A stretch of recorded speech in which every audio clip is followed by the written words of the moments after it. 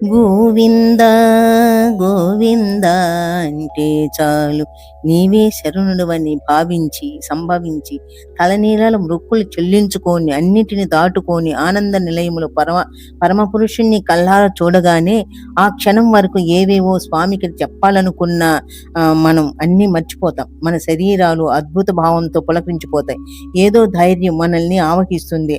ఆనందంతో సాగిపోతాం. తిరుమల శ్రీవారిని ఇంకా ఇంకా ఆప్యాయంగా చూడాలని తహదాతో పరవశించిపోతాం. అంతసేపు మన నాలుకపై గోవింద నామం పరవలు త్రొక్కుతూనే ఉంటుంది. అలా కళ్ళు విప్పి చూస్తూనే ఆనందం నిలయం అంతటికీ నమస్కరిస్తాం. లక్ష్మీ మనోహర అనుగ్రహించు అంటూ మనసుతో సాష్టంగాలు సమర్పిస్తాం. ప్రాంతకాలంలో ఎవరైతే రెండు చేతులు దొలించి గోవిందిని స్తుతిస్తారు, సాయంకాలం వేళ ఎవరైతే చిత్తశుద్ధితో శ్రీనివాసుని ఆరాధిస్తారు, వాళ్ళకు దుర్లభమైనది లేదు. గోవింద గోవింద అంటే చాలు భవభయ బాధలు అణిగిపోతాయి. పసిడి వన్నెలతో మిసమిసలాడే శ్రీవారి అనుగ్రహం, శ్రీవారి దేవేరి కటాక్షమే ఈ మంత్ర పేటిక.